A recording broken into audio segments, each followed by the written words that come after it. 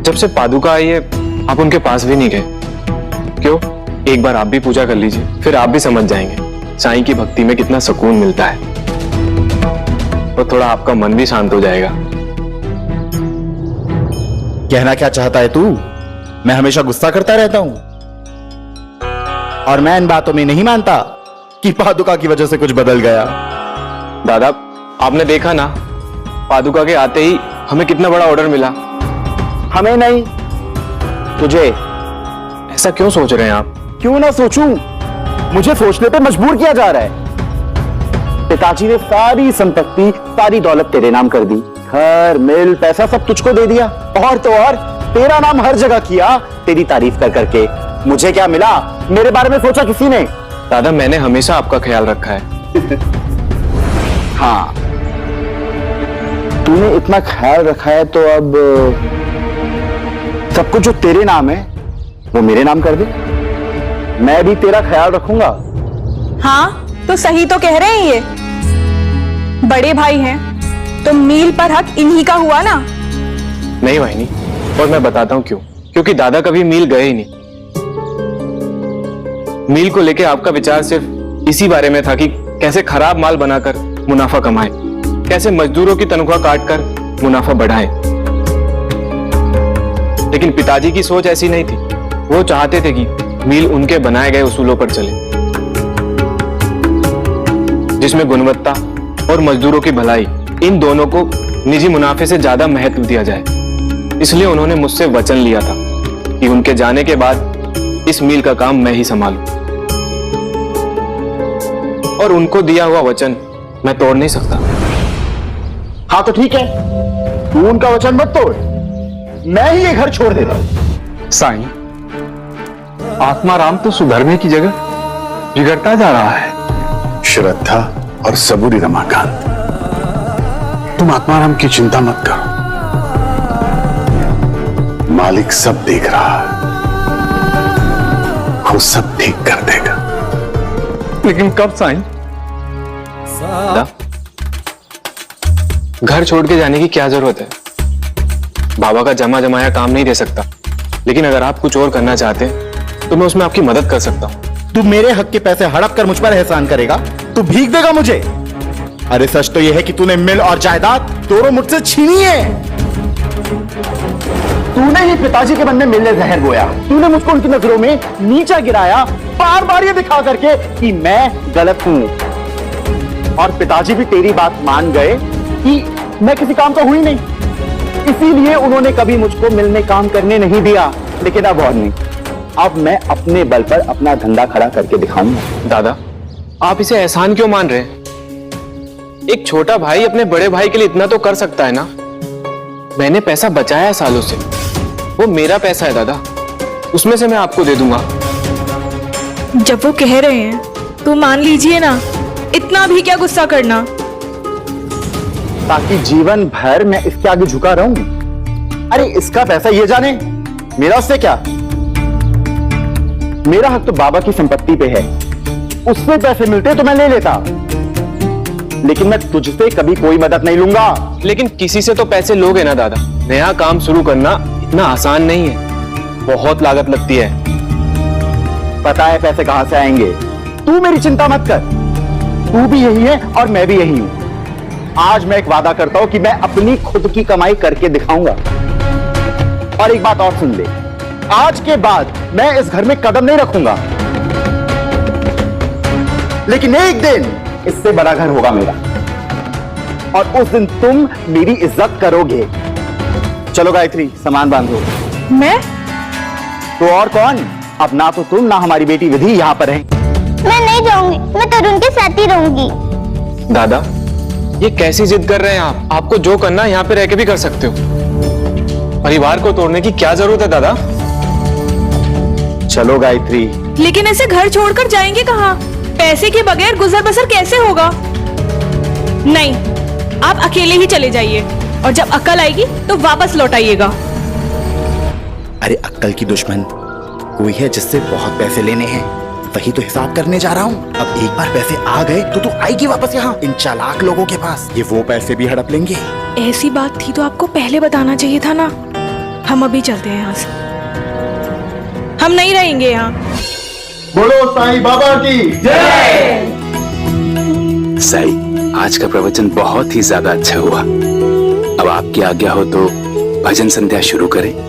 थोड़ी देर बाद एक बार भजन संध्या शुरू हो गई तो उसे रोकेंगे नहीं, लेकिन अभी कोई आ रहा है मेरे पास, कुछ जरूरी बातें करने, कुछ इल्जाम लगाने। लीजिए साहब, आ गई द्वारका माई। हाय देवा, मेरी तो कमर ही टूट गई इस बैलगाड़ी में बैठे बैठे। पालकी में बैठने वाली को अब इस बैलगाड़ी में बैठना पड़ रहा है। कैसे दिन आ गए हैं और ये सब आपकी वजह से हुआ है। हाँ ठीक है ठीक है। आपको यहाँ इस खंडर में पैसे कौन देगा? ये कहाँ ले आया है? हमने यहाँ इतनी दूर आके बहुत बड़ी गलती की है। मुझे नहीं लगता यहाँ पे हमें एक फूटी कौड़ी भी मिलने वाली है। अरे तुम चुप भी करो, चलो। पूरे रास्ते चिक चिक चिक चिक चिक करती आ रही हो, कभी तो अपना मुंह बंद रखा करो। चिक चिक चिक चिक, मैं चिक चिक चिक चिक करती हूँ और आप क्या करते पूरे दिन बैठ के? मक्खियां मारते हैं। आपने कहा था साई कि ये लौट आएगा। आओ आत्माराम, मैं तुम्हारा ही इंतजार कर रहा था।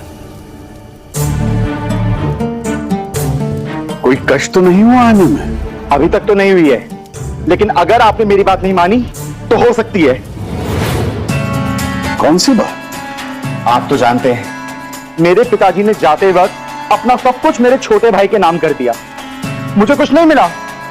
अब मैं दर दर की ठोकरें खा रहा हूं और लोगों की बातें सुन रहा हूं। लेकिन अब मुझे अपना काम शुरू करने के लिए 5,000 रुपयों की जरूरत है और वो मुझे आप देंगे। ये क्या तरीका है मदद मांगने का?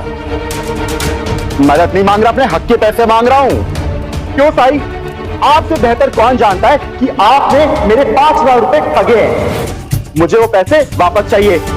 तुम्हें कोई कुछ बोल नहीं रहा है, इसका मतलब ये नहीं कि तुम कुछ भी बोलते चले जाओगे। तो तुम्हारी हिम्मत कैसे हुई साई पर ऐसा इल्जाम लगाने की? तात्या, हो सकता है आत्माराम सच कह रहा और बिना किसी सबूत और गवाह के तुम ये फैसला कैसे कर सकते हो कि मैं बेकसूर हूं? ये तुम क्या कह रहे हो साईं? ये कैसा मजाक है? हम सब जानते हैं कि तुम ऐसा कुछ कर ही नहीं सकते हो। भाई साहब, कोई तो कारण होगा जो आत्माराम मुझ पे ये इल्जाम लगा रहा। इसे अपनी बात कहने का अधिकार है। आपकी वजह से आज मैं सड़क पर आ चुका हूं। अपना सब कुछ खो दिया है मैंने। अपने परिवार का भरण पोषण कैसे करूंगा? मुझे मेरे पैसे लौटाइए। ये कैसी जबरदस्ती है? मैं जानता हूं कि साई ने तुमसे कोई पैसे नहीं लिए हैं, फिर वापस लौटाने का तो सवाल ही पैदा नहीं होता है। लौटाने तो होंगे ही। ये क्या कर रहे हैं आप? अब बस बहुत हो गया। अगर साई ने पैसे नहीं दिए तो मैं अपनी जान ले लूंगा।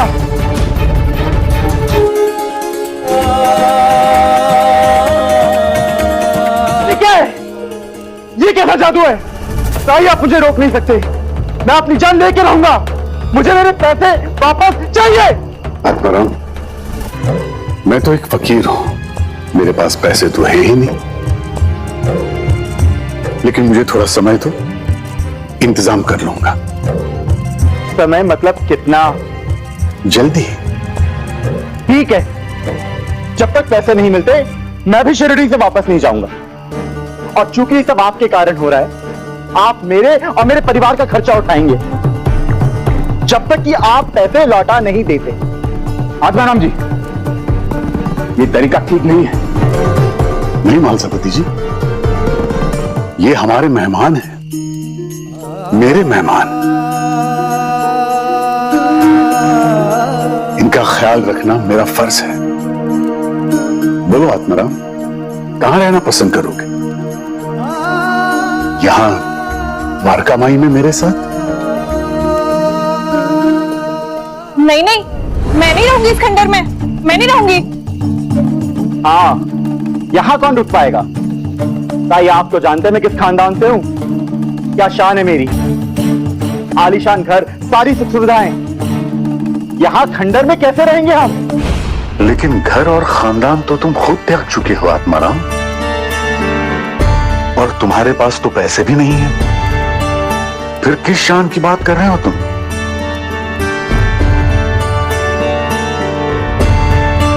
फिर भी मैं तुम्हें कष्ट नहीं दूंगा। केशव, तात्या, इनके रुकने की व्यवस्था दीक्षित वाड़े में करवा दो और तुम सबके खाने पीने का इंतजाम भी हो जाएगा। हो गया साई पर ऐसे इल्जाम लगा रहे हैं, साई फिर भी उनकी मदद कर रहे हैं, ऐसा क्यों है? मन में साई के क्या है कौन जान पाए।